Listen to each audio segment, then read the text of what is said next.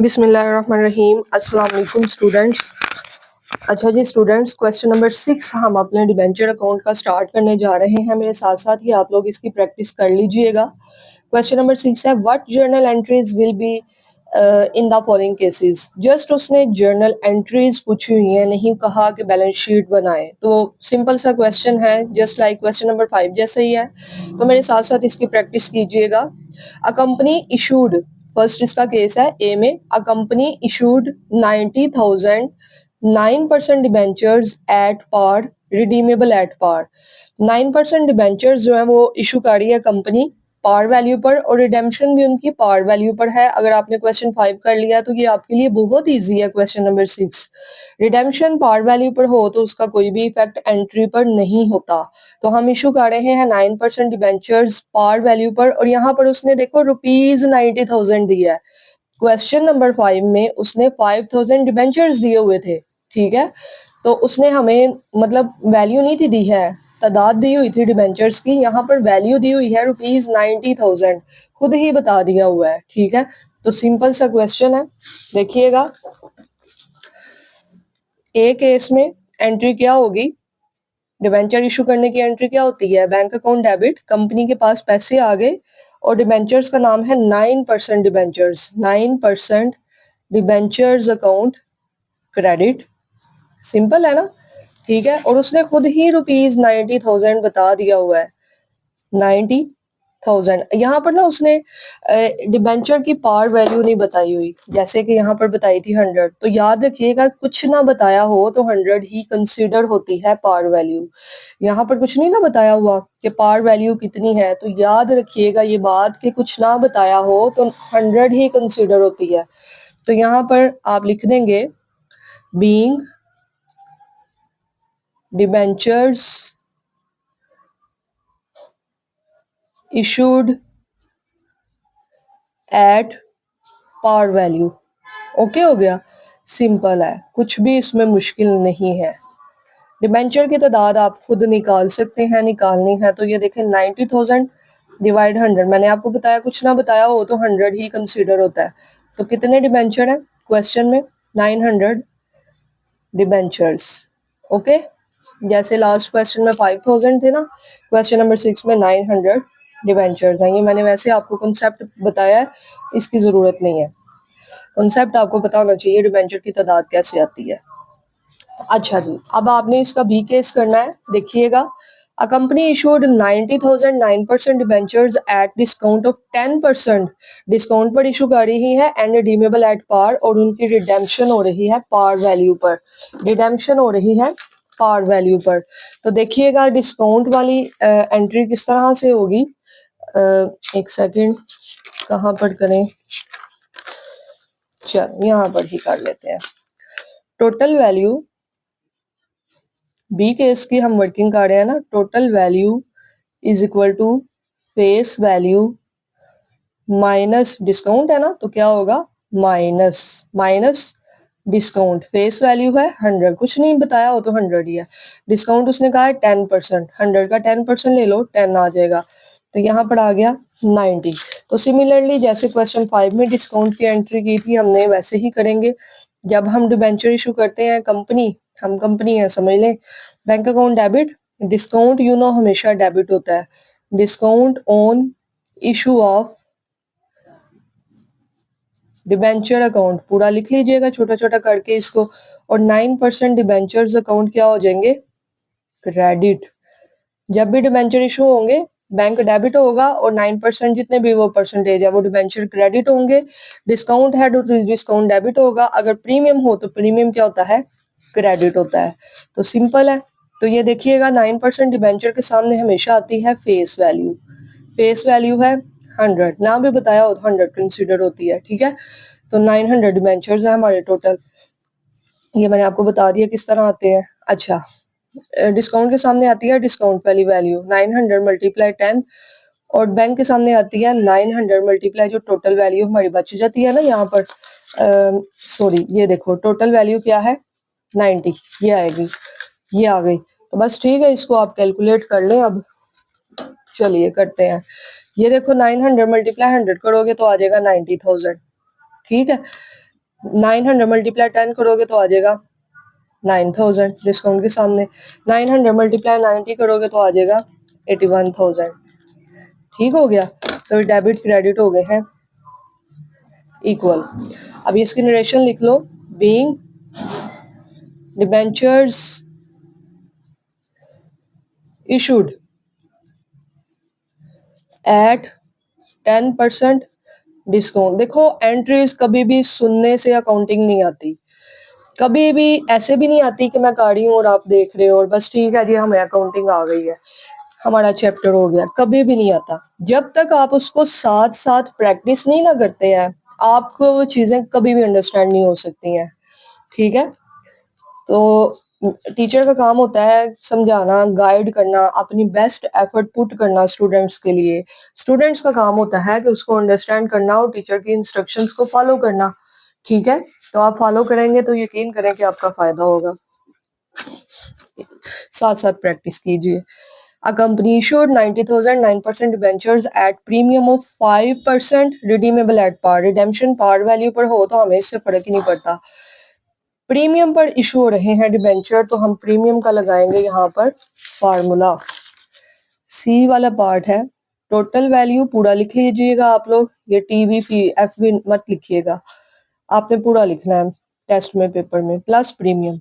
देखे face value है 100, premium है 5%, 100 का ले लो आप 5%, तो 5 आ जाएगा। टोटल वैल्यू क्या आई 105। ठीक हो गया, चले जाए एंट्री पे। It is a part of question, rough अमल नहीं है। ठीक है, इसको नीट करके अच्छे तरीके से आपने पेपर में प्रेजेंट करना है। अब देखिएगा प्रीमियम पर इशू की एंट्री क्या होती है, बैंक अकाउंट डेबिट 10%, 10 नहीं है 9 है, उसका नाम जो है डिबेंचर का वही लिखना है। 9% डिबेंचर्स अकाउंट क्रेडिट, और साथ में आएगा premium on issue of debentures account, debentures account. Okay जी, तो वैसे ही 9% के सामने आएंगे, फेस वैल्यू 100 है, प्रीमियम के सामने आएगी प्रीमियम की वैल्यू जो कि 5 है, और बैंक के सामने आएगी टोटल वैल्यू जो कि 105 है। मैंने खुद से नहीं लिखी है, ये देखिए total value, face value, premium. ठीक है, तो 900 मल्टीप्लाई 105, 94,500 बैंक में आ जाएगा। इसके सामने ऑब्वियसली फेस वैल्यू 90,000 बनेगी और प्रीमियम जो है वो आप कर लें 4,500। ठीक है जी, सिंपल है। देखो मैंने जल्दी से इसलिए करवा दी, ये बिल्कुल 5 क्वेश्चन जैसा ही है, जिसको वो समझ लग गई उसको ये भी समझ लग गई। बीइंग, मैं फिर भी एक एक एंट्री करवा रही हूँ सारी चीजें, कि जिसको समझ नहीं भी लगी वो उसको अब लग जाए समझ। Debentures issued eight 5% premium, debenture issue में 5% प्रीमियम पे। ठीक हो गया, ठीक है जी, ये 3 एंट्रीज हो गई। अब हम कर लेते हैं अपनी नेक्स्ट एंट्रीज। यहाँ पर थोड़ा सा फॉर्मेट ड्रा कर लेते हैं, 2 रह गई हैं आई थिंक, हाँ 2 रह गई हैं, तो फॉर्मेट हम बना लेते हैं थोड़ा सा और अपनी एंट्रीज को पास करते हैं। आप भी मेरे साथ ये बनाओ और करो साथ साथ ही। अच्छा जी, सी डी वाली एंट्री है, आपके सामने बुक है और आपकी बुक भी आपके पास होनी चाहिए। पढ़िएगा the entry. A company issued 90,000 9% debenture at par, par value पर इशू कर रही है, रिडीमेबल एट 10% प्रीमियम, लेकिन रिडेम्पशन हो रही है 10% प्रीमियम पर। तो पहले तो हम पार वैल्यू पर इशू कर लेते हैं। बैंक अकाउंट डेबिट, एक लाइन मैं छोड़ूंगी क्योंकि मैंने आपको लास्ट क्वेश्चन में भी बताया कि जब भी रिडेम्पशन होगी ना प्रीमियम पर, रिडीमेबल एट प्रीमियम, यहाँ पर फिर लॉस आएगा। ठीक है, तो एक लाइन अभी छोड़ देते हैं। 9% डिबेंचर्स अकाउंट करेंगे क्रेडिट। अच्छा देखो पार वैल्यू पर इशू हो रहे हैं, तो ऑब्वियसली हमारी पार वैल्यू के साथ आता है 900 मल्टीप्लाई 100, लिख लेते हैं चलो। ठीक है, पार वैल्यू 100 है, डिबेंचर 900 है, तो ये आ गया 90,000। किसी भी स्टूडेंट को अगर समझ ना लगे, you may ask from me any time. ठीक है, आप पूछ सकते हैं, मैसेज करके व्हाट्सएप कर लें, कमेंट में पूछ लें, मैं जब भी देखूं मैं लाजमी रिस्पॉन्स करती हूँ स्टूडेंट्स को। अच्छा रिडीमेबल उसने कहा है 10% प्रीमियम, प्रीमियम पर रिडेम्पशन हो रही है, तो प्रीमियम ऑन ये इशू का नहीं है, ये प्रीमियम ऑन रिडेम्पशन है, रिडेम्पशन ऑफ डिबेंचर अकाउंट कितनी है 10% प्रीमियम बुक पर देखें तो 90,000 का बेटा ले लो 10%, तो ये आएगा 9,000। दूसरी तरफ ये 9,000 हमें क्या वापसी पे हमें 9,000 एक्स्ट्रा देना पड़ रहा है, लॉस हो रहा है। किस चीज पर लॉस हो रहा है? इशू करने पर लॉस ऑन, ये नहीं हम लिख सकते लॉस ऑन रिडेम्पशन, भाई हम डिबेंचर इशू ही ना करते, हमने डिबेंचर इशू किए हैं तो हमें लॉस हुआ है क्योंकि हमें प्रीमियम पे रिडेम्पशन करनी पड़ी है। Loss on issue of debenture account, हमें डिबेंचर इशू करने के ऊपर 9,000 रुपए का लॉस हुआ है क्योंकि दिए हमने 90,000 के, तो वापसी जो हुई है ना वो 9,000 एक्स्ट्रा देना पड़ा है। तो यहाँ पर नरेशन पूरी लिख लें, being debentures issued at par value and redeemable at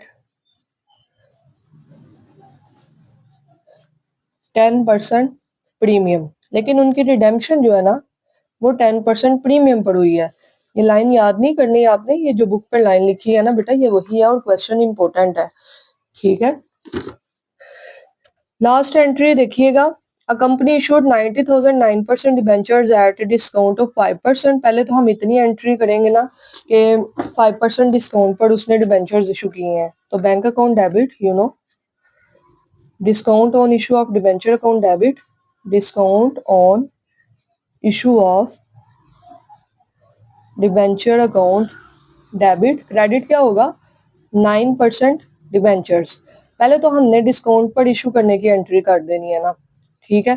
तो यहाँ पर अब हमने वो फार्मूला कितने परसेंट है, 5% डिस्काउंट पर हुआ है। देखिए जी, total value is equal to face value minus discount. Okay जी, फेस वैल्यू वी नो 100, 5% 5 ही आएगा और ये आएगा 95। ये वर्किंग करनी है आपने अच्छे तरीके से नीटली। तो अब हम करेंगे, हमें पता है कि इसके सामने आनी ही फेस वैल्यू है, डिट्टो पता है, इसके सामने आनी ही टोटल वैल्यू है, हमें पता है 95, और डिस्काउंट के सामने आनी है डिस्काउंट वाली वैल्यू जो कि 5 है। तो अब इसको कर लेते हैं, 95 मल्टीप्लाई 900, ये आया 85500। बैंक के सामने 85500, 900 मल्टीप्लाई 5 4500, और इसके सामने आ जाएगा ये 90,000। ओके हो गया। अब देखो उसने कहा हुआ है 5% डिस्काउंट पर इशू किए हैं एंड रिडीमेबल एट 5% प्रीमियम, और रिडेम्पशन हुई है 5% प्रीमियम पर।